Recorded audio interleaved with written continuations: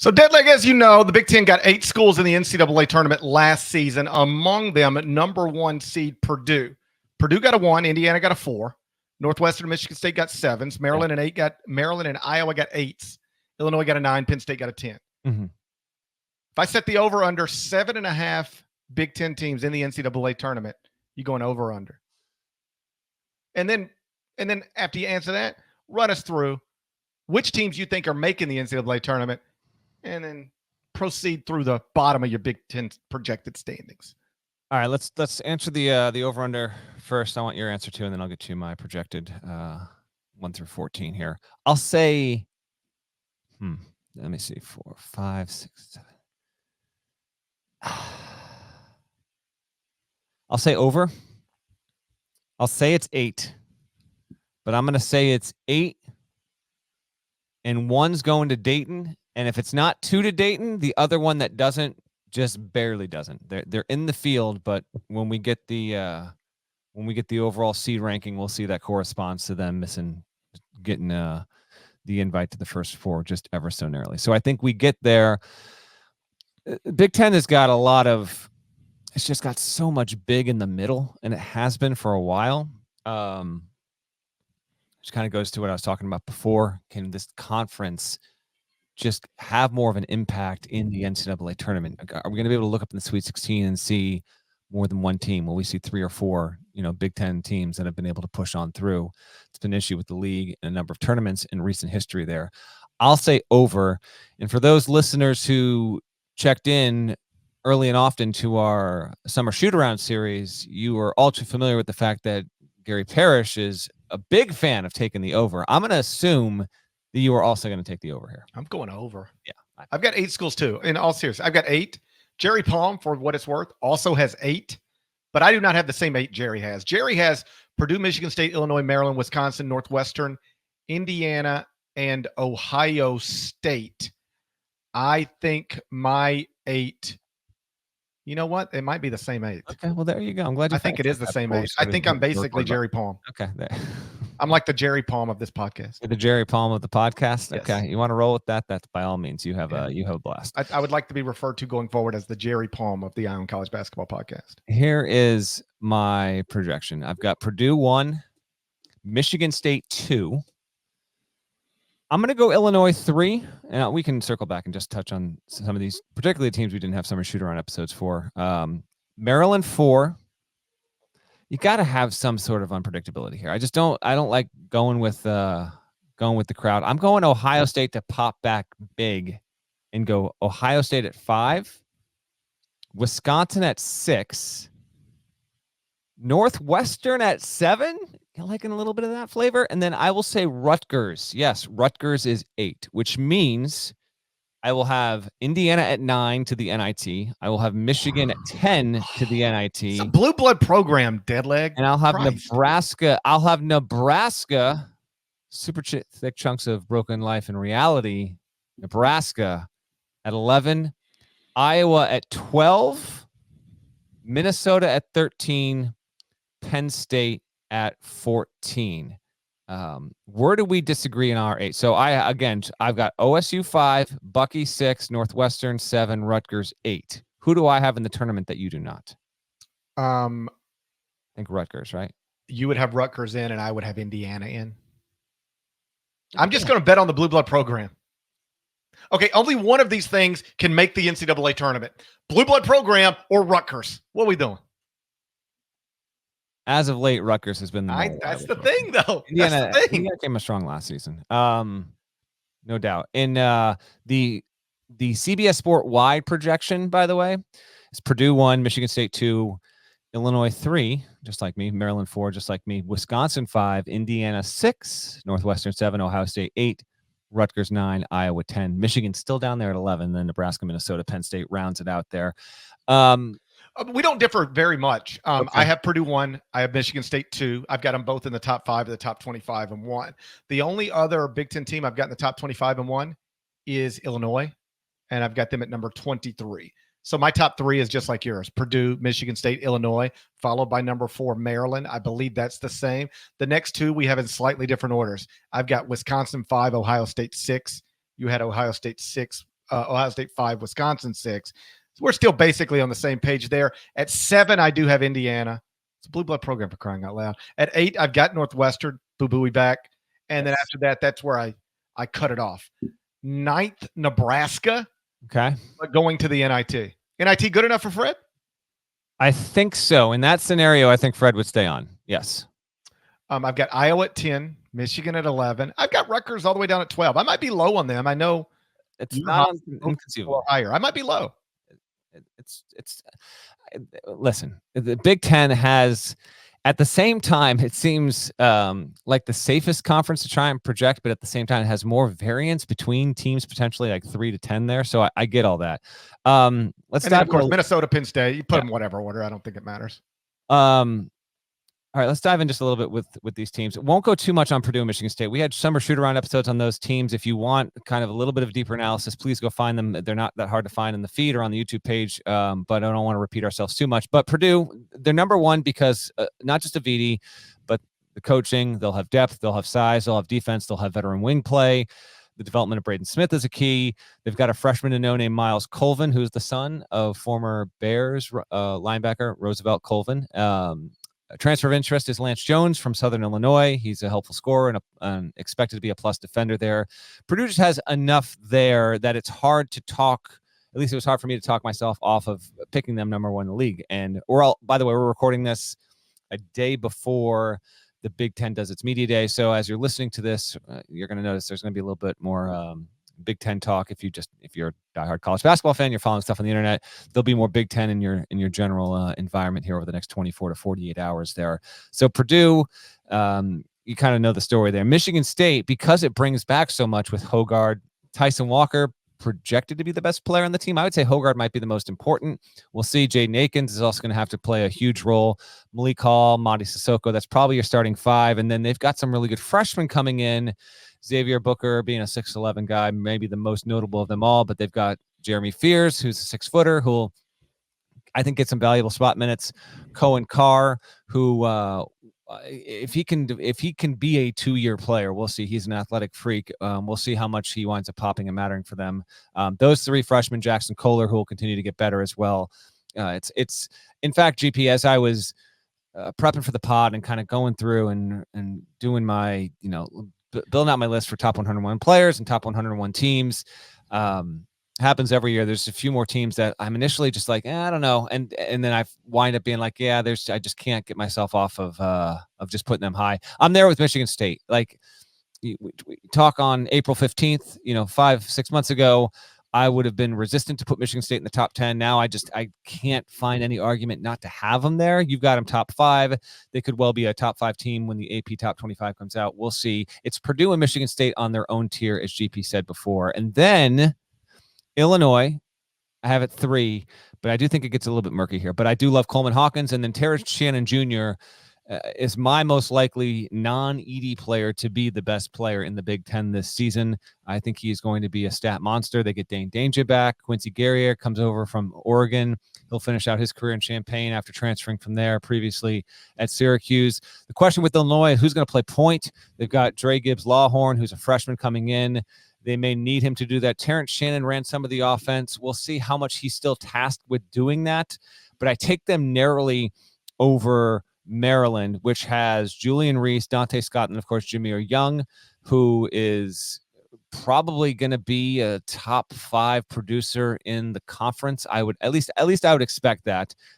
They've got some good freshmen coming in, and Kevin Willard has been able to come in and make Maryland a factor in the conference immediately. Like with some of these coaching situations, when guys come in, it's understandable if they take over a job, circumstances depending, where it just, okay, you might need a year or 2. And the transfer portal now has eliminated some of those expectations, or at least some of that patience that comes along with it.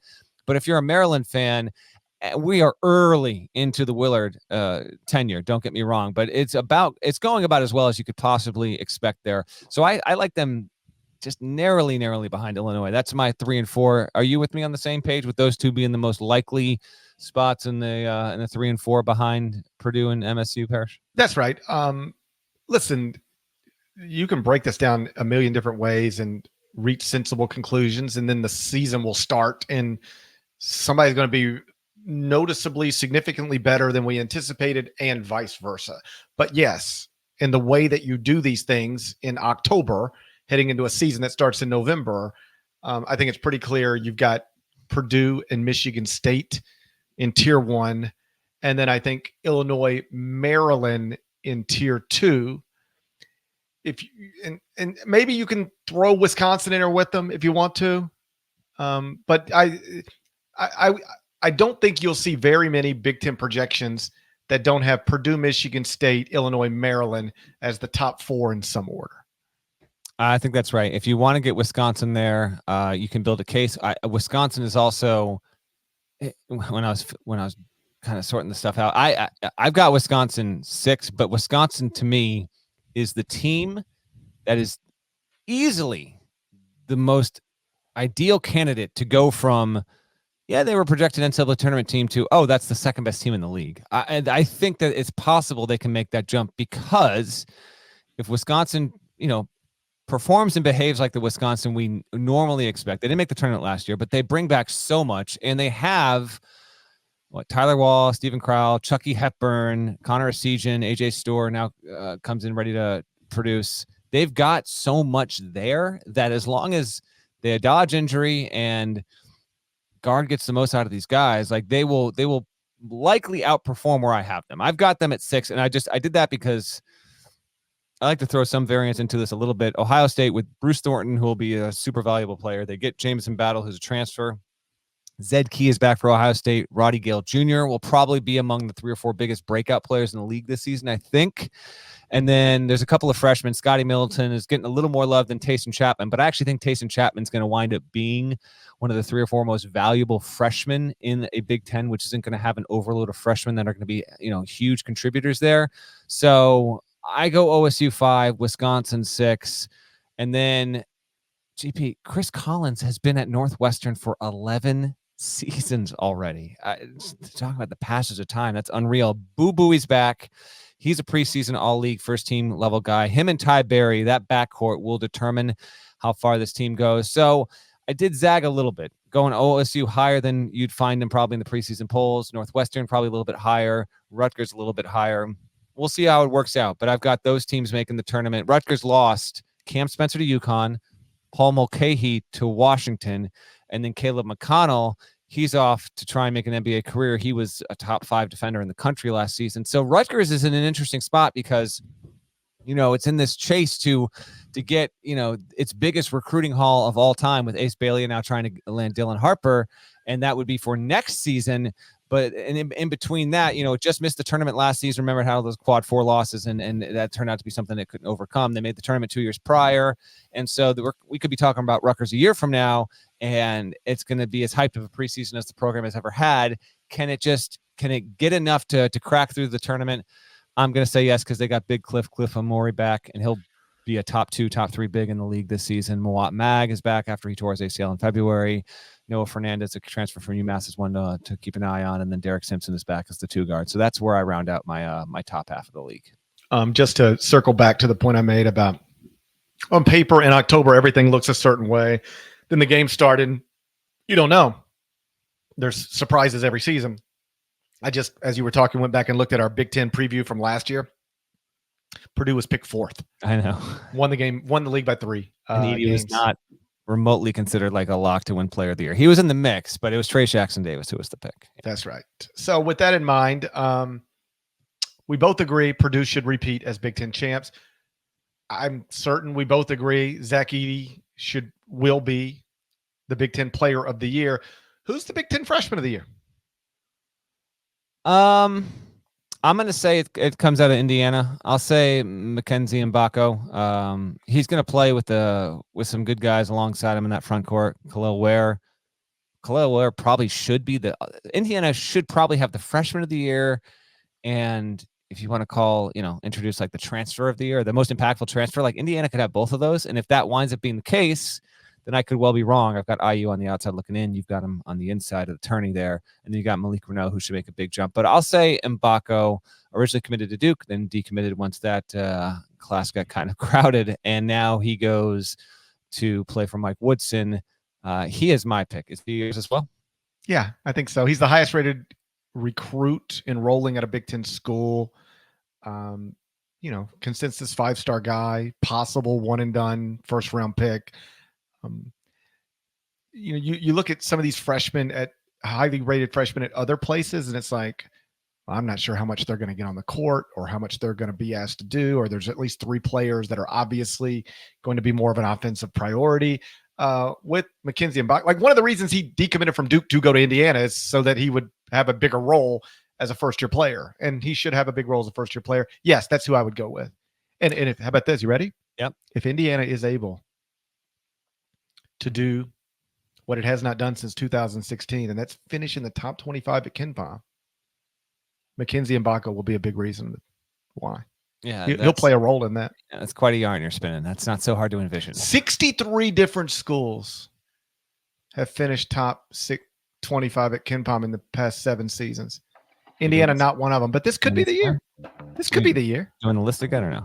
No? Yeah, I'll just run you through it real quick. Good. We got some Iowa fans in the chat. I will get to the Hawkeyes before we get out of this podcast. But I'll say Xavier Booker out of MSU would be my second most likely freshman of the year. We'll see. MSU, Isso's got such reliable vets, and he's got such a good freshman class. It's a big reason why I came around more and more on Sparty in terms of its capability to be a national championship contender. Don't know if we really do coach of the year stuff as much as we did anymore, but I put Painter down here because I was looking at it was based on my projections of the finish of how the conference finishes out.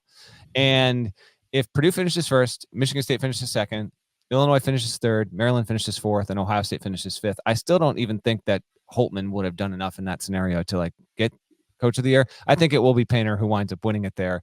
The coach of the year either goes to the coach of the winning team that's just so dominant, or it goes to a coach that's in 2, 3, 4, or 5 that was predicted to finish bottom 5. It's usually one or the other. So I think Painter is the most likely pick for coach of the year. You have any thoughts on that or no?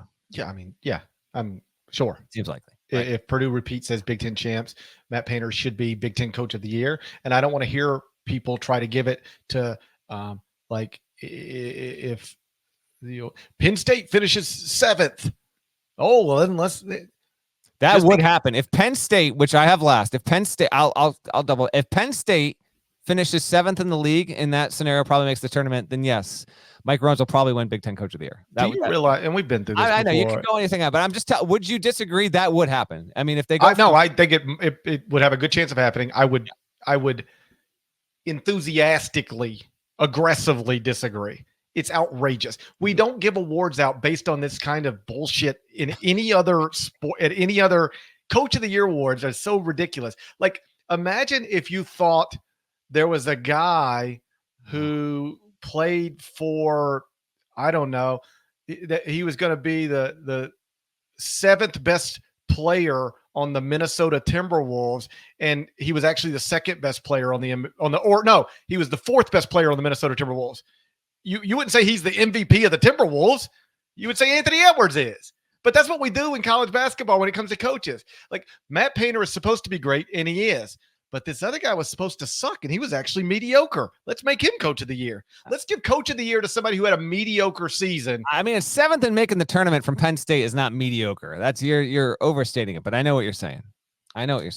Just because you're supposed to be great, it shouldn't be held against you when it comes to earning awards. That's the point.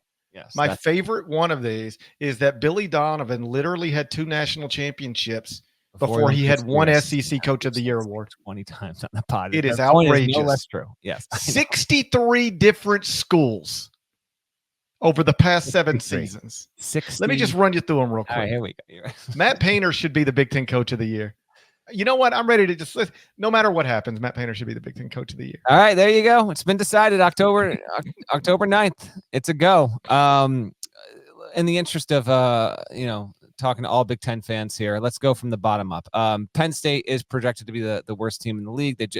You got Mike Rhodes coming in from VCU. Ace Baldwin follows him there. So Ace Baldwin, there's a chance he could be a really awesome player on a really bad team.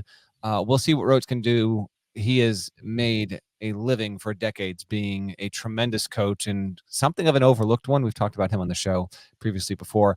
Minnesota, Dawson Garcia is still the big man there, the big man there. We'll see if Ben Johnson can, push through in year 3 and actually get them further up. To be determined. Nebraska, Keisei Tominaga, all league level guy. I want to say Hoiberg brought in 5 transfers, but one of them was Aaron Eulis, who has subsequently been involved in. He's one of, who knows how many players at Iowa that was caught up in all that gambling stuff there. They gambling in Iowa, buddy. After the fact, he was involved in that. So we'll see. He was one of 5 transfers though. Hoiberg brought in but Tominaga is the big name to know, and he could be top 10 player. Hails from Japan, and really cool story there. I would love to see him continue to thrive and do well. Michigan, Namari Burnett comes in by way of Alabama to help Olivia Kamwa. I think Kamwa's addition to Michigan is massive. I think his play will wind up being pretty crucial to them. And then let's talk about Hawkeyes, because I am lower on them than I think your average college basketball forecaster here. Peyton Sandfort and Tony Perkins are 2 names that I would anticipate wind up producing at a decent clip there. And I think this is a good candidate to be the surprising team. Like, Iowa fans listening are aware of the fact that there have been plenty of seasons in the past where the Hawkeyes might have been picked. I'm going to just toss out, don't fact check this, A to B, but they might have been picked 6th and they finished 2nd. They might have picked 10th and they finished 5th, right? They might have picked 8th and they finished 3rd. There have been some seasons when that has happened, and they may well be another candidate this season to do that. I looked at what they had on this roster after losing so much, and it's hard for me to make the case personally that this group will finish in the top half of the conference. That's just me. But if you're an Iowa fan and you feel like we've seen this before, go watch Fran do it, by all means. I'm not saying it's impossible. I'm just saying I didn't personally see that on the docket this year. So if I'm going to pick a few teams to surprise, then inevitably I'm going to have 1 or 2 teams that wind up, I'm projecting to be 2, 3, or 4 spots lower than the overall average, and Iowa just happens to be one of those schools. I'll let you take it up with Chris Hassel. I haven't heard from Hassel yet, but I know he's going to find me. Yes, CBS Sports HQ anchor and tremendous play-by-play guy out there, Chris Hassel, our own big-time Iowa stan. He will find me, and no doubt I'm ready for the lashing. I don't have Iowa in the NCAA tournament either, but they have made 4 straight. So if you're an Iowa fan saying, "Oh yeah, keep being skeptical of us," I get that. Oh, yeah. You doubted us last time too, right? I get that. Yeah, I think that's entirely fair. There's one more thing with the league to remind our listeners of, because unless you're really dialed in, and trust me, I know plenty of our audience is, but if you're just seeing the conference preview pods coming back and occupying, like, all right, let me get back into college basketball a little bit more. Unless you're really dialed in, you might not know that Miami made the Final Four. Here's the thing. Exposure for the league is going to be different this season. Yes, there will still, as always, be big-time must-see games on big CBS, and CBS does incredible production with Big Ten matchups, but the overwhelming majority of this league's inventory from a basketball standpoint has been on ESPN for a long, long time, and viewership habits, you were just accustomed to Monday, Tuesday, Wednesday nights going and seeing, a couple games on ESPN or ESPN2, or the family of networks there, if you will. Now there's a lot of games that are moving to Peacock, moving to streaming, and going to NBC. Obviously, there will still be stuff on Fox, and some of the very best matchups you'll see this season on CBS, of course. But just the exposure of the league is about to change, and I think for Big Ten fans in particular, who've gotten a little bit of this on the football side, of course, I always wonder how some of that stuff can impact the way that some people report or talk about these teams. I think the Big East, frankly, faced this issue in the first few years after it lost its affiliation and having its games on ESPN. It has since recovered, not that it necessarily needed to, but I think when your audience is so used to seeing your teams talked about all the time in a certain way and discussed, it just won't happen on the same way on ESPN that it used to. That's just the fact of the matter. You'll still see some Big Ten games, when they're involved in non-conference matchups, they'll be on that network, but it won't be the same. And I think that's a major change. And I think some Big Ten fans aren't overly thrilled about the idea of having to go find their games on streaming here or there. And there will be big time games. We've seen it happen with the Big 12. I want to say there was a Kansas State game that was a big one last year, and it was on ESPN Plus. That's becoming more and more of the model, for better or for worse. And I think that will be another storyline as we kind of get into the season here, where some of the Big Ten stuff that was once more visible than it will be in the months ahead. The most famous one that kind of like really took a hit by not being on ESPN anymore was the NHL, when it went that period of time where there was no NHL on ESPN, and they frankly, they just ignored the sport. Like you didn't, when I was a kid, I didn't follow hockey, but I watched Sports Center. And so you're just aware of what was going on in hockey because, like, you didn't change the channel. They downgraded that a bit, and I don't think this is a big deal because it's not like on Get Up on ESPN. I know. They're spinning every morning talking about, the 63 teams. They're not talking about that. Wait till Stephen A. Smith is on Get Up talking about, you realize there's 63 teams. There are 63 teams.